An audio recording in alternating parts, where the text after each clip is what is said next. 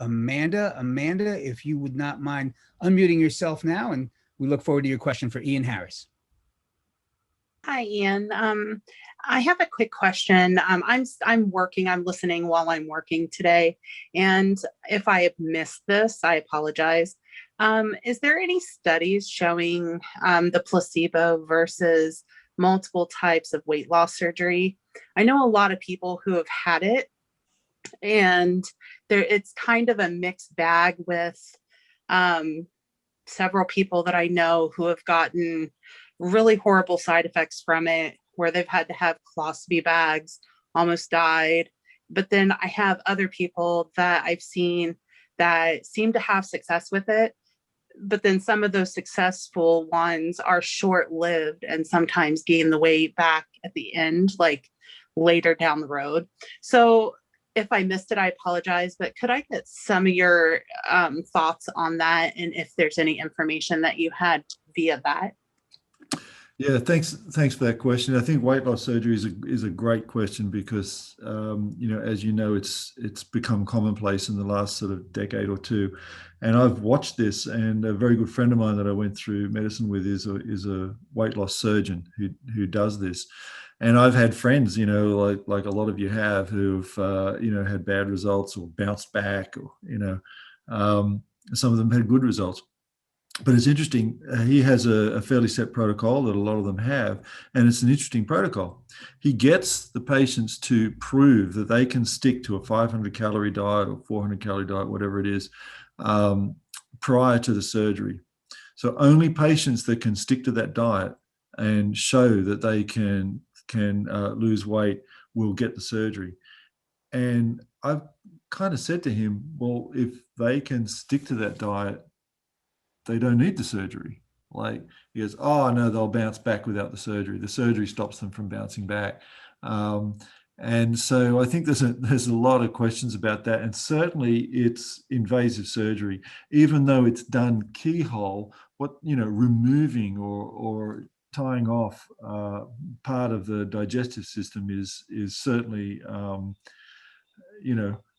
it can have ill effects. So, it has not been tested against placebo surgery, I can tell you that. But there have been some studies showing that some of the newer techniques, the sleeve gastrectomy, for example, is effective at being able to get people to lose weight and keep weight off. And some of the earlier ones, the banding procedures, were not very effective, in fact. But yeah, it can get people to lose weight, but at what cost? We actually have looked at the evidence around joint replacement, because a lot of patients who have joint replacement are overweight or obese. And we try to get them to lose weight beforehand. And it's been shown, there's some evidence that the people who have the weight loss surgery beforehand don't do very well after their joint replacement, and it's because of many of them are malnourished. So it's and the obese patients actually do better some of the time. So it hasn't been subjected to placebo studies. There is some evidence that it's effective, but it's a big deal, and it's certainly not preferable to diet alone. I don't think anybody would argue with that. Even the surgeons that are doing it would say that their patients would be better off if they dieted alone rather than have the surgery.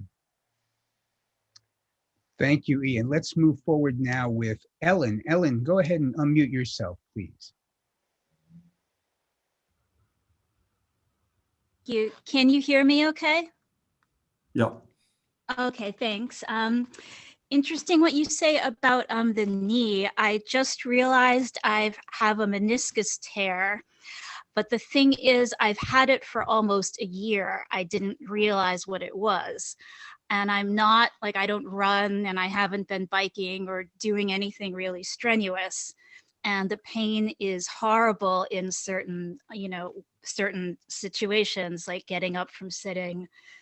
And are there options for full healing without surgery once something has gone for this long?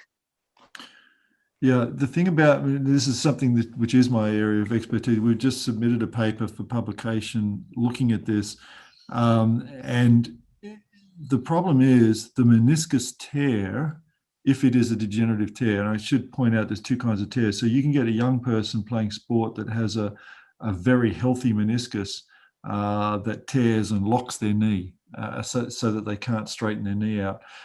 That's a different story to a degenerative tear. I think anyone over 40 is going to have a degenerative tear, and they're the ones where you didn't know you had it. It's an incidental finding on MRI.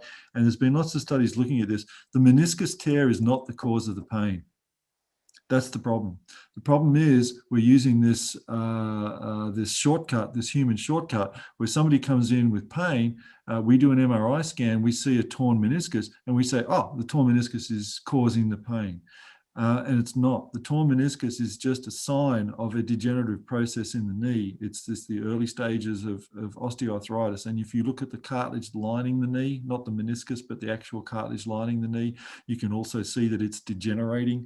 Sometimes there's small bone spurs forming, which are signs of arthritis in the knee. And taking out the meniscus in somebody with a degenerative knee makes as much sense as cutting out the bone spur. I mean, once that was thought to be the cause of the pain, and people used to chop it out, but it makes no difference. It's not the cause of the pain. It's a sign of a condition that people have. And that's what happens. And if you do MRI scans of the population, you'll find that the older you get, the more likely you are to have a degenerative meniscus tear in the knee. And if you do, a significant proportion of those people with a degenerative meniscus tear will not have any knee pain. A significant proportion of people with knee pain will not have a degenerative meniscus tear. The association isn't there. That's a sign that's easy to see, but it's a sign of a condition in your knee that you have early degeneration of the knee. And pain after prolonged sitting is like the classic first sign of osteoarthritis of the knee. Removing your meniscus will more likely accelerate the osteoarthritis because it acts as a cushion, and it will more likely accelerate the degenerative changes.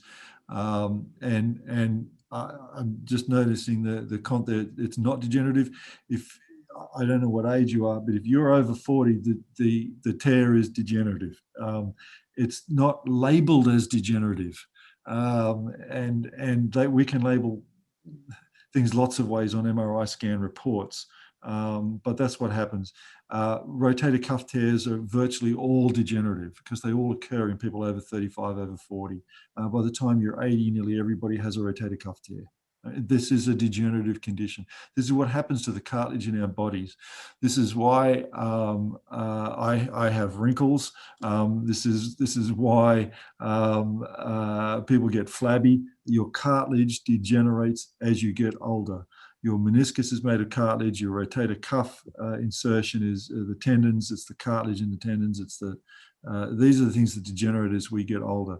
But it's likely not the cause of your pain. And you can treat knee pain. In fact, one of the best treatments for knee pain is weight loss for people that are obese, but remaining active and exercising is also recommended.